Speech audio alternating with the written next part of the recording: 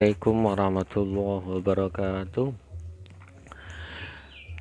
Alhamdulillah ya rabbil alamin wassalatu wassalamu ala asrafil anbiya wal mursalin wa ala alihi ashabihi ajma'in amma ba'd. Selamat datang di Afrika Channel. Pada kesempatan kali ini akan membahas contoh soal SKB PAI tentang pernikahan. Sebelumnya mohon untuk subscribe channel ini agar bermanfaat. Langsung saja pada soal yang pertama. Salah satu dalil Al-Quran yang menjadi dasar pernikahan adalah A. Quran Surat Ar-Rum ayat 12, B. Quran Surat Ar-Rum ayat 21, C. Quran Surat Ar-Rum ayat 20, D. Quran Surat Ar-Rum ayat 22. Jawabannya adalah B, yaitu Quran Surat Ar-Rum ayat 21.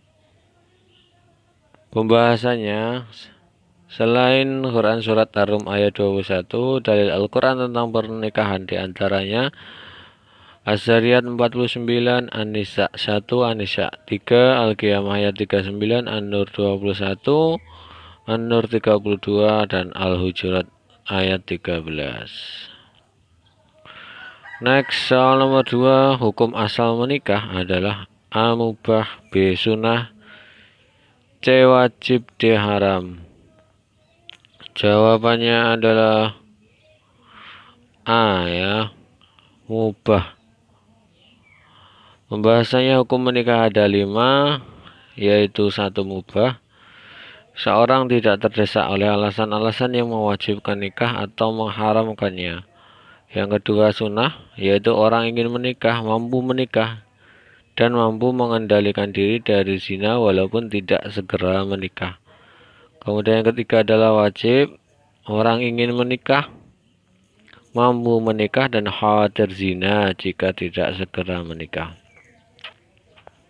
4. Makruh, yaitu orang ingin menikah tetapi belum mampu menafkahi keluarganya. Yang kelima adalah haram, yaitu tidak bisa menafkahi lahir dan batin kecuali sebelumnya calon istrinya mengetahui dan menerima keadaannya. Jika istrinya ini sudah mengetahui dan menerima keadaannya, ini hukumnya tidak haram. Kemudian yang kedua adalah haram karena beda agama, nikah mut'ah, menikah saat ihram, nikah talid, dan nikah zuhur. Jadi hukum asal menikah ini adalah mubah, ya, jangan terkecoh. Kemudian yang ketiga, di bawah ini yang bukan merupakan rukun nikah adalah A. Calon suami, B. Calon istri, C. Ijab kabul, D. Mahar. Jawabannya adalah D, ya, yaitu mahar. Pembahasannya rukun nikah ada 5, yaitu 1. Calon suami, 2. Calon istri, 3. Wali nikah, 4. 2 orang saksi. Kemudian yang kelima adalah ijab dan qabul. Jadi yang bukan merupakan rukun nikah adalah mahar. Mahar ini adalah kewajiban calon suami dalam ijab qabul. Selanjutnya soal nomor 4, di bawah ini yang bukan termasuk perundang-undangan di Indonesia yang mengatur tentang pernikahan adalah A. Keputusan Menteri Agama nomor 154 tahun 1991, B. Undang-Undang nomor 1 tahun 1974, C. Undang-Undang nomor 16 tahun 2019, D. Undang-Undang nomor 1 tahun 1975. Jawabannya adalah D, ya, Undang-Undang nomor 1 tahun 1975. Pembahasannya perundang-undangan di Indonesia yang mengatur pernikahan adalah 1. Undang-Undang nomor 1 tahun 1974. Inilah yang menjadi dasar dalam pernikahan di Indonesia. Yang kedua, Peraturan Pemerintah Nomor 9 Tahun 1975, Nomor 3 Keputusan Menteri Agama Nomor 154 Tahun 1991, yang keempat Undang-Undang Nomor 16 Tahun 2019. Selanjutnya nomor 5, jumlah pasal dalam Undang-Undang Nomor 1 Tahun 1974 adalah A. 65 pasal, B. 67 pasal, C. 64 pasal, D. 68 pasal. Jawabannya adalah B. Jawabannya B, yaitu 67 pasal. Pembahasannya Undang-Undang Nomor 1 Tahun 1974 ini tentang pernikahan terdiri dari 14 bab yang terbagi menjadi 67 pasal. Kemudian yang nomor 6, soal nomor 6, jumlah pasal Undang-Undang Nomor 16 Tahun 2019 adalah A. 2 pasal, B. 12 pasal, C. 22 pasal, D. 32 pasal. Jawabannya adalah A, yaitu 2 pasal. Jadi Undang-Undang Nomor 16 Tahun 2019 ini terdiri dari 2 pasal.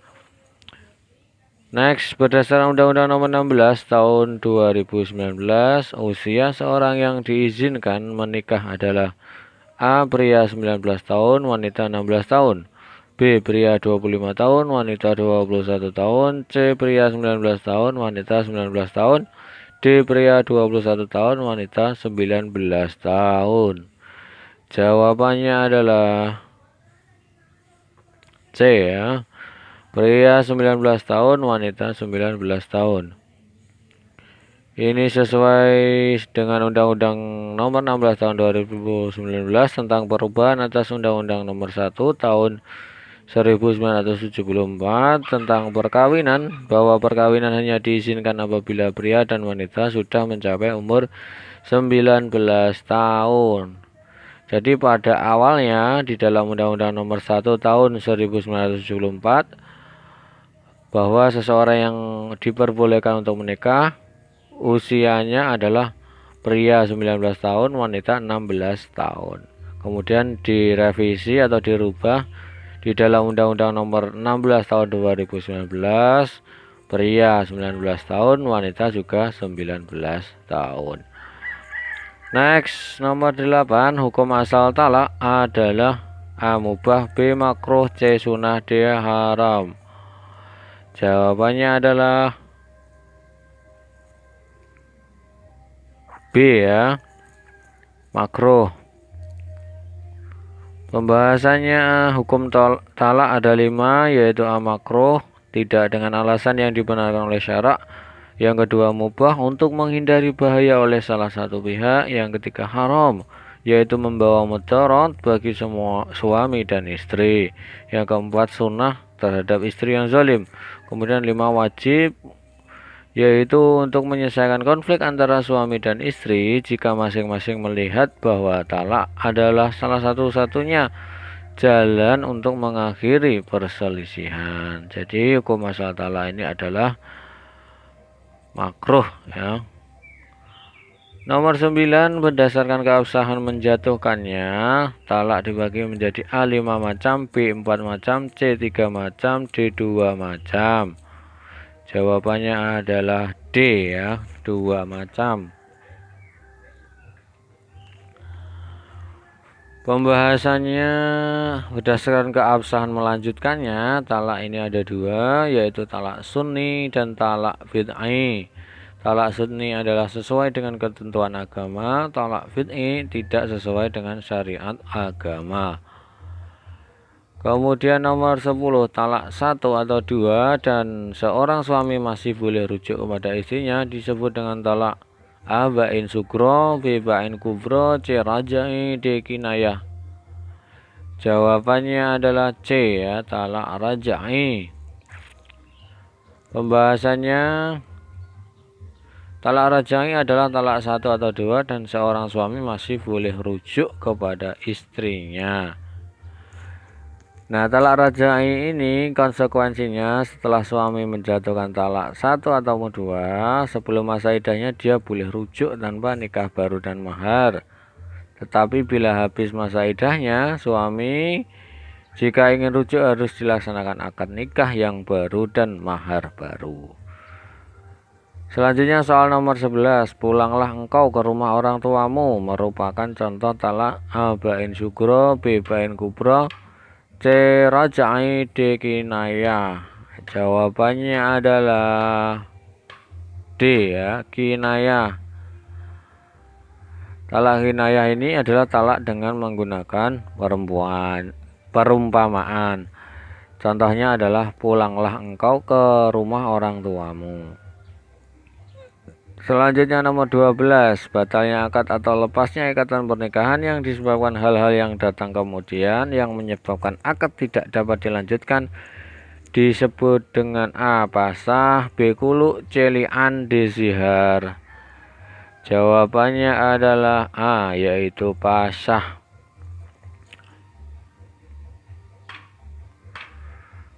Jadi pasah itu adalah batalnya akad atau lepasnya ikatan pernikahan yang disebabkan hal-hal yang datang kemudian yang menyebabkan akad tidak dapat dilanjutkan. Contohnya misalkan setelah akad diketahui bahwa suami istri ini ternyata saudara sepersusuan sehingga akadnya tidak dapat dilanjutkan. Kemudian nomor 13, tuduhan melakukan zina dari suami terhadap istrinya disebut A pasah, B kuluk, C li'an, D zihar. Jawabannya adalah C ya, li'an. Jadi tuduhan melakukan zina dari seorang suami terhadap istrinya ini dinamakan dengan li'an.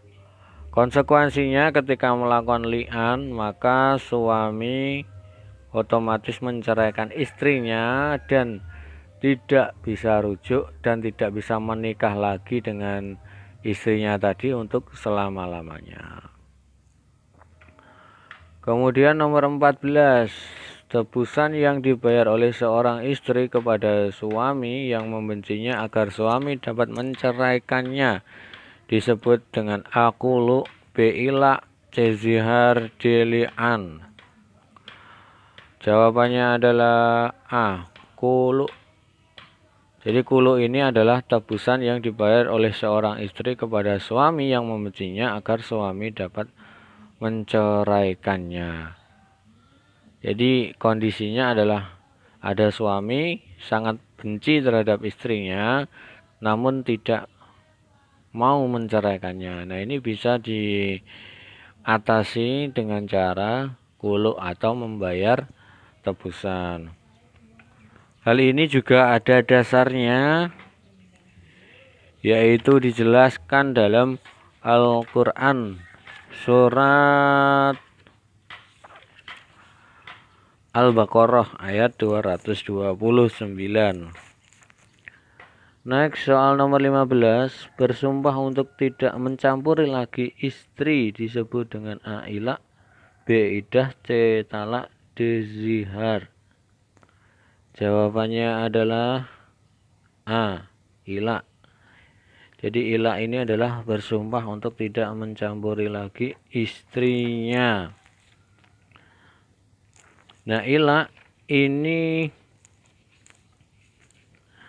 konsekuensinya suami tersebut harus menunggu sampai 4 bulan menurut perhitungan Komariah.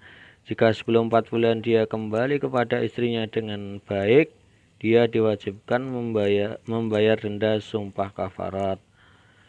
Jadi kalau sebelum 4 bulan sudah dia mencampur istrinya, maka harus membayar kafarat. Akan tetapi jika sampai 4 bulan dia tidak kembali pada istrinya, maka hakim berhak menyuruhnya untuk memilih di antara dua hal, yaitu kembali kepada istrinya dengan membayar kafarat sumpah atau menolak istrinya. Apabila suami tidak bersedia menentukan pilihannya, hakim memutuskan bahwa suami telah menalak istrinya dengan talak bain syukro, sehingga dia tidak dapat rujuk lagi. Kemudian soal nomor 16, menyamakan punggung istrinya dengan ibunya dengan masuk hendak menalak istrinya disebut dengan A. Ilak, B. Zihar, C. Kinayah, D. Kafarat.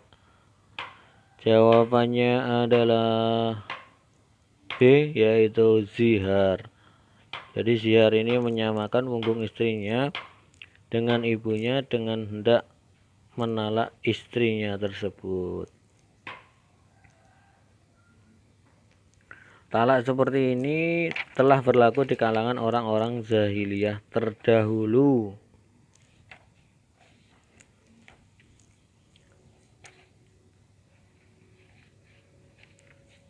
Lalu Allah SWT memerintahkan kepada suami yang menziar istrinya untuk membayar kafarat denda sehingga ziarnya tersebut tidak sampai menjadi talak.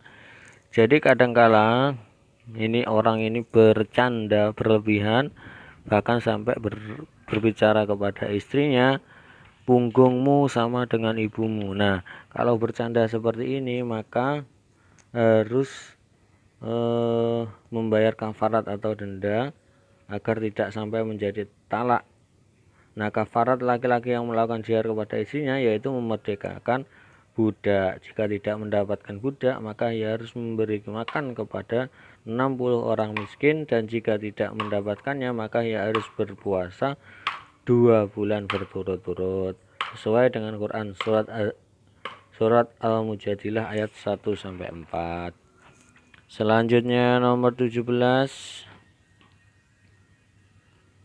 Jadi jangan sampai rancau ya antara zihar, antara pasah, antara kuluk, dan antara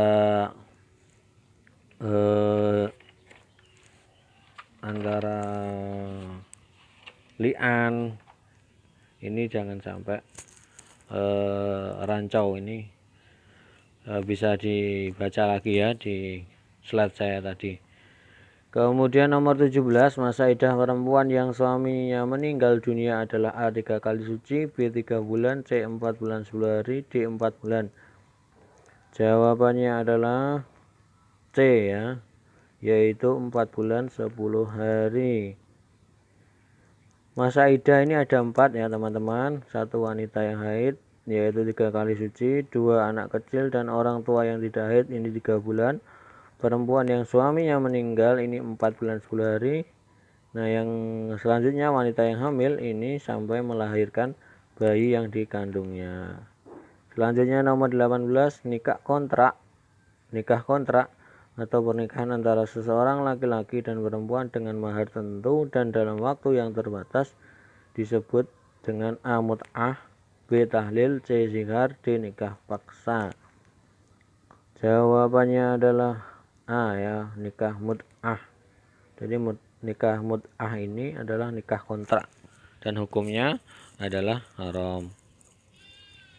Next, nomor 19, nikah yang bertujuan menceraikan istrinya agar bisa rujuk dengan istri sebelumnya disebut A. Zihar, B. Nikah paksa, C. Nikah kontrak, D. Nikah tahlil.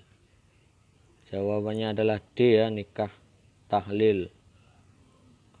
Jadi nikah tahlil ini nikah yang bertujuan untuk menceraikan istrinya agar bisa rujuk dengan istri sebelumnya. Nah, ini tidak boleh ya, kecuali kalau memang tidak ada tujuan untuk bercerai, tapi memang betul-betul karena suatu hal dia menceraikan istrinya, itu boleh. Tetapi kalau tujuan dari awal ini dia untuk menceraikan istrinya agar kembali bisa rujuk dengan istri yang sebelumnya, ini tidak boleh, ini haram. Next, soal yang terakhir, soal nomor 20, dasar hukum rujuk adalah Quran surat Al-Baqarah 228, B. Al-Baqarah 227, C. Al-Baqarah 226, D. Al-Baqarah 225. Jawabannya adalah A ya, Quran surat Al-Baqarah ayat 228. Terima kasih. Dari saya, apabila ada yang kurang tepat atau kurang benar, mohon maaf yang sebesar-besarnya. Jangan lupa subscribe channel ini karena subscribe ini adalah gratis. Akhirnya wallahu muwaffiq ila aqwamit thoriq. Wassalamualaikum warahmatullahi wabarakatuh. Sampai jumpa di lain kesempatan.